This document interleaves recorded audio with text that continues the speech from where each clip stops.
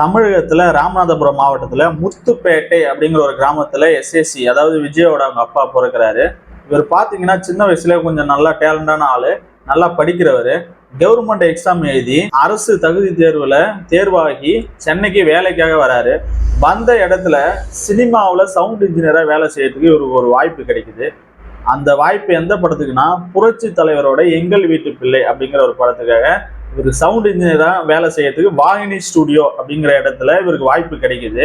வாய்ப்பு கிடைச்ச உடனே அந்த கவர்மெண்ட் வேலையை விட்டுறாரு. நெக்ஸ்ட் பாத்தீங்கன்னா டிஎன் பாலுகிட்ட அசிஸ்டன்ட் டைரக்டரா வேலைக்கு சேர்றாரு.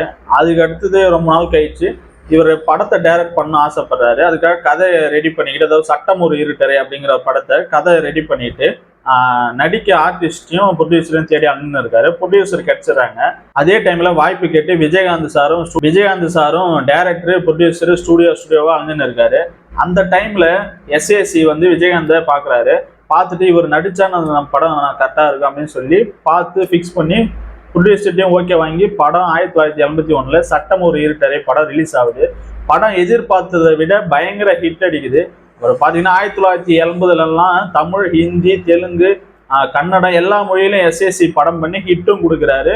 80 வந்து எஸ்ஏசி, அதாவது சந்திரசேகர் சார் வந்து மிகப்பெரிய, அதாவது தவிர்க்க முடியாத ஒரு டைரக்டரா ஆகிறாரு தமிழ் சினிமாவில்.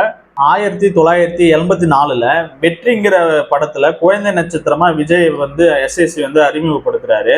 ஆனா விஜய் வந்து காலப்போக்கில் அவருக்கு வந்து படிப்பு மேல இன்ட்ரெஸ்ட் இல்லாம அவர் ஆக்டிங் தான் இன்ட்ரெஸ்ட்னு அவங்க அப்பாட்ட சொல்றாரு. ஃபர்ஸ்ட் அவங்க அப்பா அதுக்கு ஒத்துக்கல. அப்புறம் காலப்போக்கில் அதுக்கு ஒத்துக்கிட்டு 1992 விஜய்க்கு வந்து 18 வயசு இருக்கும்போது நாளைய தீர்ப்பு அப்படிங்கிற ஒரு படத்துல எஸ்ஏசியை ப்ரொடியூஸ் பண்ணி எஸ்ஏசியை நடிக்க வைக்கிறாரு. எஸ்ஏசி சாரு டைரக்ட் பண்ணி அந்த படத்துல ப்ரொடியூஸும் பண்ணி அந்த படத்தை எடுக்கிறாங்க. அந்த படம் ஆனால் எதிர்பார்த்த அளவுக்கு போகலை, பயங்கர ஃப்ளாப் ஆகுது. அப்போ ஒரு பிரபலமான பத்திரிகையில் எழுதுறாங்க, இதெல்லாம் ஒரு மூஞ்சி, இந்த மூஞ்சை போயிட்டு தியேட்டரில் காசு கொடுத்து இந்த மூஞ்சை பார்க்கணுமா, ரொம்ப அவமானப்படுத்துற மாதிரியே எழுதுறாங்க. அந்த காலகட்டத்தில் விஜயகாந்த் சார் வந்து ரஜினிக்கும் கமலுக்கும் ஈக்குவலான ஃபேமஸ்ல இருந்தாரு.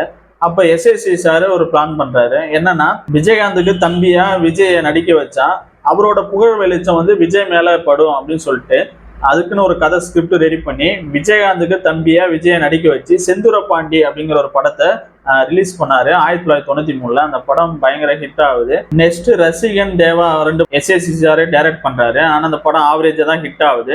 நெக்ஸ்ட் பாத்தீங்கன்னா அஜித்தும் விஜயும் சேர்ந்து ஒரு படத்தில் நடிக்கிறாங்க. 1995 ராஜாவின் பார்வையில அந்த படம் ரிலீஸ் ஆகுது. ஆனா அந்த படம் எதிர்பார்த்த அளவுக்கு போகல, படம் ஃபிளாப் ஆகுது. நெக்ஸ்ட் பாத்தீங்கன்னா விஷ்ணு கோயம்புத்தூர் மாப்பிள்ள, இந்த படம் ஆவரேஜா ஹிட் ஆகுது. அந்த நேரத்துல சந்திரலேகான் படம் ரிலீஸ் ஆகி அதுவும் ஃபிளாப் ஆகுது. என்னடா இது, நம்ம ஒரு 10 படம் நடிச்சிட்டோம், நம்ம ஒரு இண்டிவிஜுவலா ஒரு பெரிய ஹிட் படத்தை நம்மளால கொடுக்க முடியலையே அப்படின்னு சொல்லிட்டு விஜய் ரொம்ப ஃபீல் பண்றாரு. அந்த நேரத்துல பார்த்திபன்ட்ட அசிஸ்டன்ட் டைரக்டரா வேலை செஞ்சிருந்த விக்ரமன் சார் வராரு. இவர் பாத்தீங்கன்னா ஃபேமிலி அண்ட் லவ் சப்ஜெக்டோட வராரு. இப்ப ஹீரோவும் ஃபிக்ஸ் பண்ணியாச்சு, ஹீரோயினும் ஃபிக்ஸ் பண்ணியாச்சு. ப்ரொடியூசர்கிட்ட போயிட்டு இந்த கதையை சொன்ன உடனே இவர் வந்து கிளைமேக்ஸ்ல சொன்ன சீன் வந்து ப்ரொடியூசருக்கு பிடிக்கல. அவர் என்ன சொல்றேன்னா, இது போல ஹீரோ வந்து லவர் கூடயும் சேரல, ரெண்டாவது அவர் லவ் பண்ண பொண்ணு கூட சேரல, இது கதையை கொஞ்சம் மாத்துங்க, 2 பேர்த்துல யாருக்குன்னா சேர்ந்து சுபம் போட்டு முடிக்கிற மாதிரி ஸ்கிரிப்ட் பண்ணுங்க அப்படின்னு சொல்றாரு. ஆனா விக்ரமன் சார் ஒத்துக்கவே இல்லை. இது எனக்கு படம், இது போல சேர்ற இது வந்து 1000 படம் அது போல வந்துச்சு, நான் புதுசா பண்ணணும்னு நினைக்கிறேன், கண்டிப்பா இது ஒர்க் அவுட் ஆகும், கண்டிப்பா மக்கள் இதை ஏத்துக்குவாங்க அப்படின்னு சொல்லிட்டு விக்ரமன் சார் சொல்றாரு. விஜய்க்கும் கதை ரொம்ப பிடிச்சி போக சரி வேற வழி இல்லாம ப்ரொடியூசரும் அரை மனசா ஒத்துக்கிறாரு. யாருமே எதிர்பார்க்கல, படம் ரிலீஸ் ஆகி சும்மா 200 நாள், அதாவது மிகப்பெரிய வெற்றி அடையுது. பூவே உனக்கு வந்து ஆடியன்ஸ், ஃபேமிலி ஆடியன்ஸ் ரிப்பீட்டடா வராங்க, மிகப்பெரிய வெற்றி. அந்த ஒரு எடுத்த 10 படத்துல இந்த படம் மிகப்பெரிய வெற்றி அடையுது.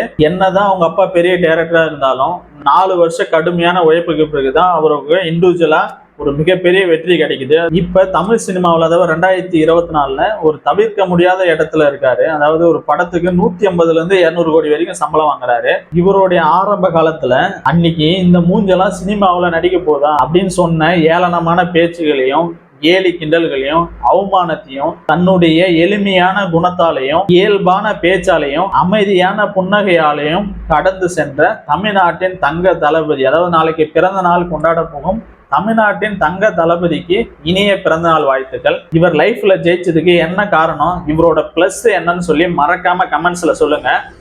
இவர் ஒரு கல்லா இதுல இருந்து நம்ம சொந்தமா தொழில் செய்யறவங்க என்ன கத்துக்கணும்னா, இவர் ஒரு கல்லா எடுத்து வச்சுதான் அத்திய பெரிய கோட்டையை கட்டியிருக்காரு.